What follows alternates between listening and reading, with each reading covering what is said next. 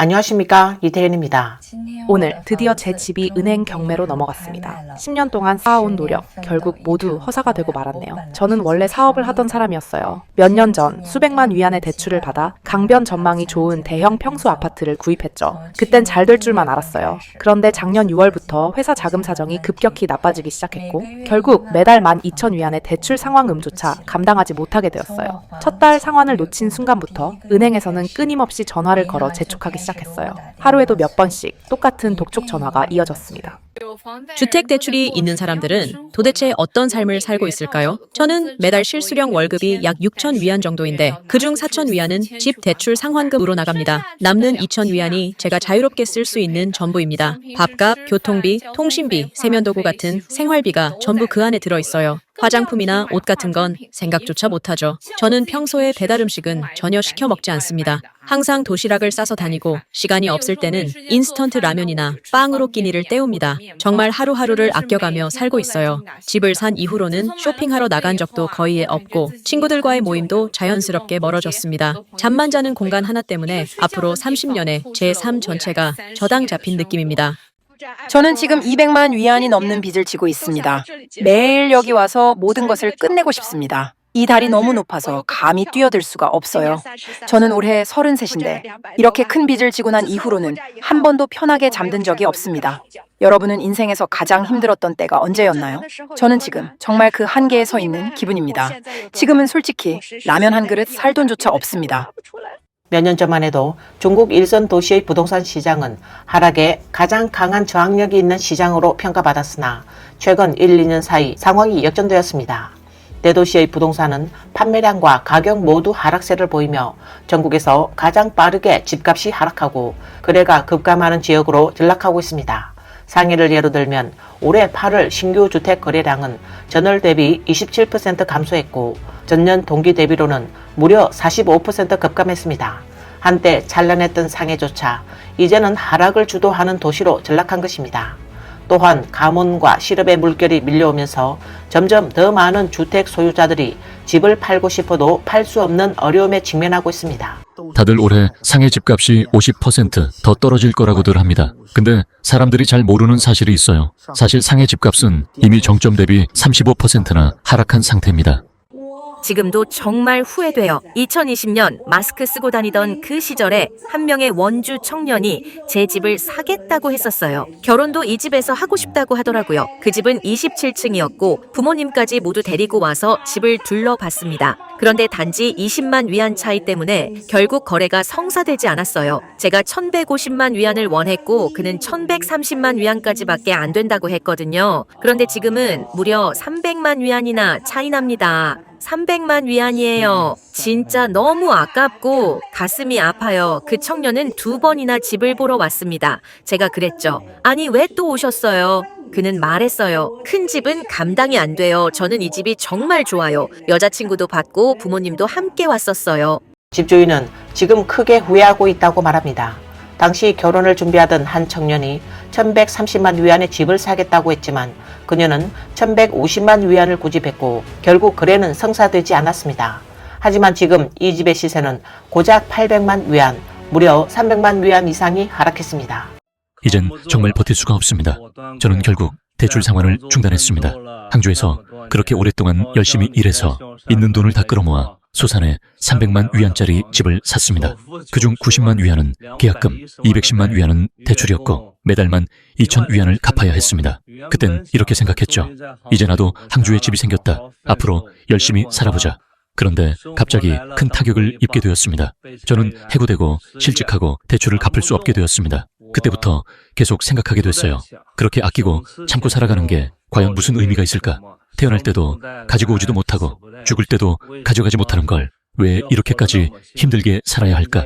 지금은 상환을 중단한 지 1년이 넘었고 집은 결국 법원에 의해 압류당했습니다. 한 블로그가 자기도 모르게 대출이 아직도 206만 위안이나 남아있다는 걸 알고 깜짝 놀랐다고 말했습니다. 그동안 30만 위안을 갚았는데 그중 무려 26만 위안이 전부 이자였던 것입니다. 그는 이렇게 한탄했습니다. 그렇게 오랫동안 열심히 일했는데 결국 내가 한 건 은행을 위해 일한 것뿐이었구나 라고 말했습니다. 오늘 중개인이 한 매수자 가족을 데리고 집을 보러 왔습니다. 한 번에 여러 명이 함께 들어왔죠. 그 사람들이 집 안 구석구석을 둘러보며 이것저것 묻고 자세히 살펴보는 모습을 보는데 겉으론 친절하게 설명하면서도 마음 한켠은 참 복잡했습니다. 몇 년 전 저와 아내가 처음 이 집을 보러 왔을 때가 떠올랐어요. 그때 저희는 기대와 설렘으로 가득 차 있었고 집을 어떻게 꾸밀지, 어떻게 살아갈지, 이곳에서 아름다운 미래를 어떻게 만들어갈지 상상했습니다. 이 공간을 어떻게 나눌까, 어떤 색으로 인테리어할까, 어떤 하루하루를 이 집에서 살아갈까, 정말 아름다운 미래를 꿈꾸었죠. 그런데 지금 겨우 몇 년이 지난 지금 우리는 그 소중한 추억이 담긴 이 집을 우리가 손수 꾸미고 애정을 쏟아온 이 공간을 남에게 넘겨야 하는 상황이 됐습니다. 여러분, 이런 마음 이해하실 수 있으신가요? 공감하실 수 있나요? 진짜 이제 대출 상환을 그만두고 싶습니다. 오늘 베이커를 열어서 제 집 시세를 봤는데 지금 140만 위안이래요. 그런데 제가 그 집을 살 때 얼마 줬는지 아세요? 무려 300만 위안이었습니다. 고작 3년 만에 150만 위안을 손해본 거예요. 솔직히 이제는 이 집에 사는 게 무슨 의미가 있는지도 모르겠습니다. 3년 만에 150만 위안이 날아가고 매달 대출은 계속 갚아야 하고 계약금은 이미 전부 날렸습니다. 이제는 집을 팔아도 은행 대출을 다 갚을 수조차 없습니다. 요즘은 밤마다 잠이 오지 않고 낮에는 길을 걸으면서도 혼이 빠져나간 사람처럼 멍합니다. 일은 계속하고 있지만 한 달에 1000위안 남짓 버는 현실에서 15일에 돌아오는 대출 상환일이 공포처럼 느껴집니다. 공무원 시험이나 공기업 시험이라도 보려고 생각은 하지만 그게 또 금방 되는 일도 아니잖아요. 정말 너무 힘듭니다, 여러분. 우리 집 계약금 다 날아갔어요. 당시에 300만 위안을 주고 샀던 집인데 윗집 이웃은 200만 위안도 안 되는 가격에 샀다고 하더라고요. 불과 2년 만에 100만 위안이나 손해를 본 거예요. 정말 믿기지가 않습니다.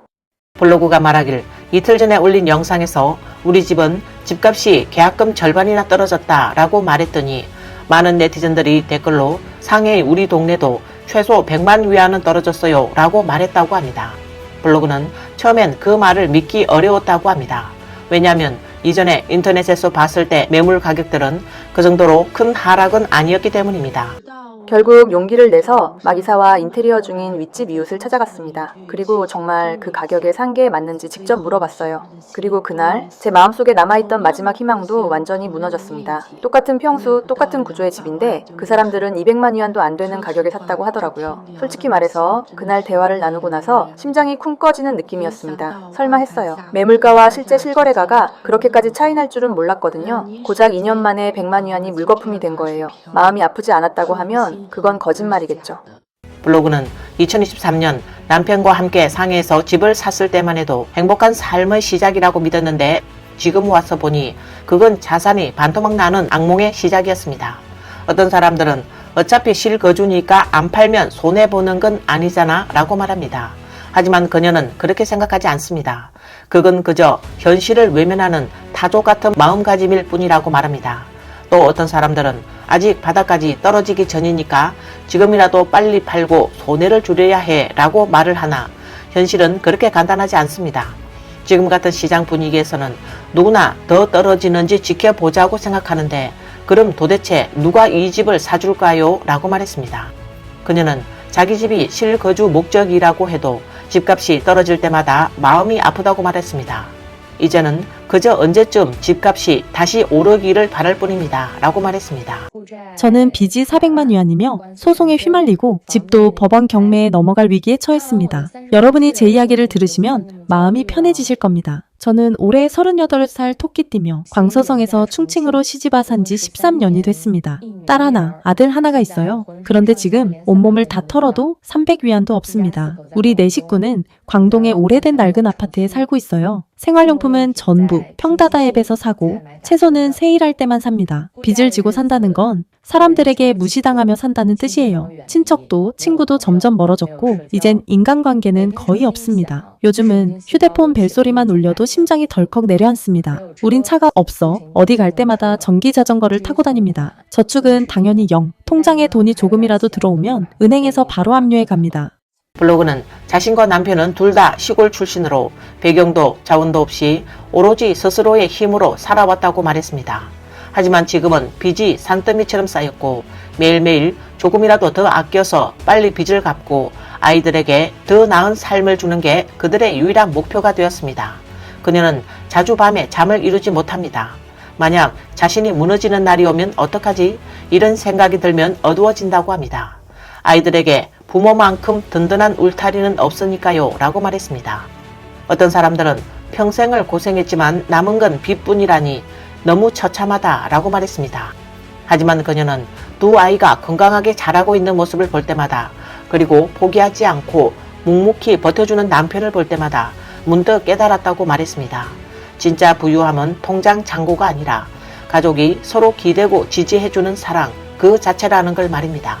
그 순간 그녀는 삶은 여전히 쓰기만 한 게 아니라 그 안에 분명히 단맛도 있다는 걸 느꼈다고 말했습니다.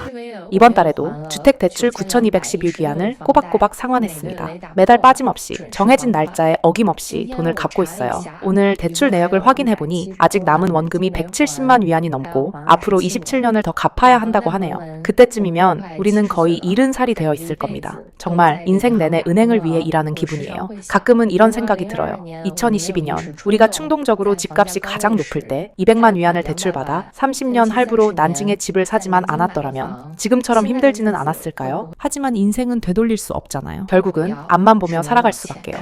한 여성 블로그는 안희성 철이 씨의 아직 팔지 않은 미완공 주택 한 채가 있다고 말했습니다. 그 집은 부동산 중개소에 1년 넘게 내놓았지만 가격을 절반으로 낮춰도 아무도 관심을 보이지 않는다고 합니다. 현재 가정의 생계를 책임지는 사람은 남편 한 명뿐입니다. 그녀는 두 아이를 돌보느라 전업주부로 지내고 있어 밖에서 일할 여력도 없습니다. 이 부부는 이제 절약과 지출 억제 외에는 달리 방법이 없습니다. 그녀는 남편이 밖에서 고생하는 걸 잘 알기에 자신이 할 수 있는 일은 가족을 잘 돌보는 것뿐이라고 말했습니다. 비록 아직 갚아야 할 주택 대출이 많이 남아있지만 그녀는 부부가 한 마음이라면 언젠가는 분명히 더 나은 날이 올 것이라고 믿고 있습니다. 여기가 이 근방에서 제일 많이 떨어진 곳 맞죠? 아니요, 상해 전체에서 가장 심하게 하락한 곳이에요. 상해 전체에서 가장 심하게 하락한 곳이네요. 상해 토박이들한테 한번 물어보세요. 어느 아파트 단지가 제일 많이 폭락했는지. 다들 아나요? 고흥화원이라고 말할 겁니다. 여러분 안녕하세요. 저는 회사 다니기 싫고 부모님 등쳐먹기도 싫은 촌형체입니다. 오늘은 여러분과 함께 상해 집값 역사에 아주 굵직한 한 줄을 남긴 곳 고흥화원 단지를 찾아왔습니다. 여러분, 이곳은 그냥 겉보기엔 정말 평범한 오래된 아파트 단지예요. 그런데 믿기 힘드시겠지만 2022년 당시엔 이곳 집값이 1제곱미터당 10만 위안을 넘었어요. 그리고 지금은요, 고작 3년 만에 가격이 거의 3분의 2나 떨어졌습니다. 진짜 말도 안 되게 폭락했죠. 이 정도 하락폭은 상해 해안 부동산 시장에서도 극히 보기 드문 수준입니다. 그렇다면 당시 왜 이 지역의 집값이 그렇게까지 치솟았던 걸까요? 부동산 블로거 촌영채 씨는 그때 이곳이 학군 아파트로 홍보되면서 집값이 순식간에 폭등했어요 라고 설명했습니다.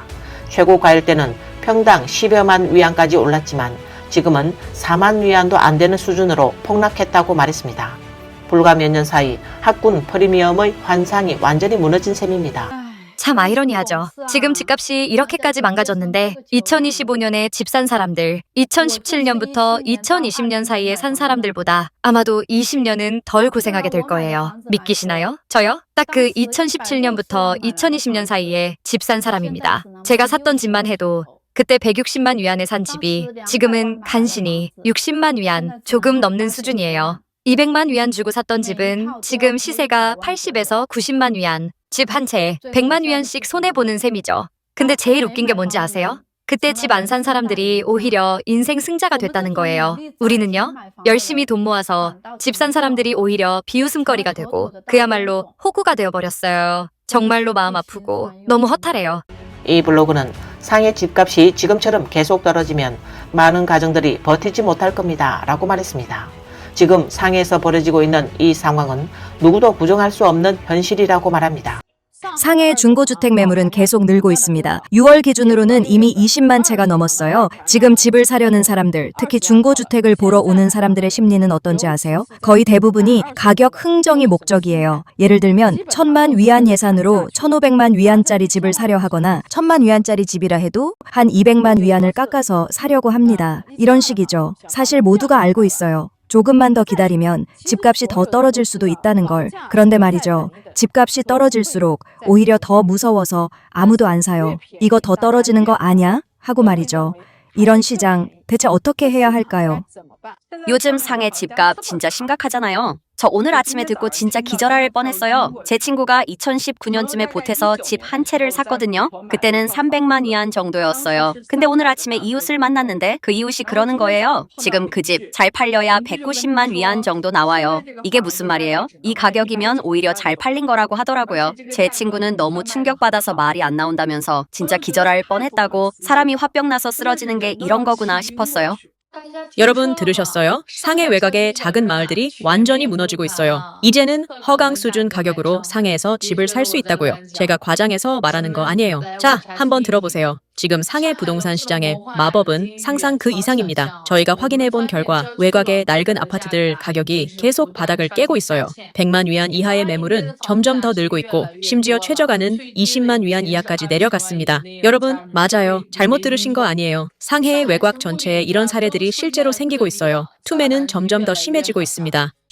참 아이러니하죠. 집값이 이렇게까지 폭락했는데 그때 집 안 산 사람들이 오히려 인생의 승자가 됐어요. 반대로 열심히 돈 모아서 대출받아 집 산 사람들은 지금은 그냥 웃음거리가 돼버렸죠. 예를 들어볼게요. 당시에 100만 위안 대출로 산 집, 지금 대출은 아직 90만 위안이나 남았는데 정작 집값은 95만 위안밖에 안 되는 거예요. 진짜 말 그대로 호구가 따로 없죠. 이걸 말하고 나면 웃기기도 하지만 정말 가슴 한구석이 너무 허전하고 씁쓸해요. 지난 10년을 통틀어 올해가 집값이 가장 많이 떨어진 해입니다. 그리고 올해 국경절 연휴는 거래량이 10여 년 만에 가장 낮은 해이기도 했어요. 올해 국경절 기간 동안에 전체 거래량 지금까지 합쳐도 1000채도 안 됩니다. 맞아요. 여러분 잘못 들은 거 아니에요. 1000채도 안 된다고요. 이게 무슨 뜻이냐면 하루 평균 거래량이 100채도 안 된다는 얘기예요. 이게 바로 국경절 기간의 실제 거래량입니다. 그냥 소문이 아니라 진짜 현실이에요. 여러분 생각엔 집값이 앞으로도 더 떨어질까요? 저희 집은 2014년에 중개업체를 통해 매입한 집인데요. 그때 각종 혜택을 다 합치면 평당 가격이 약 9,700 위안 정도였어요. 여기에다가 세금, 수리기금, 주차장 비용, 그리고 그동안 갚아온 대출금까지 계산하면 인테리어 비용은 제외하고도 앞뒤로 총 180만 위안 정도는 돼야 본전이에요. 블로그는 그 집의 중고 거래가는 재작년엔 268만 위안이었는데 작년엔 230만 위안대로 떨어졌고 올해 3, 4월에는 190만 위안대까지 하락했다고 말했습니다.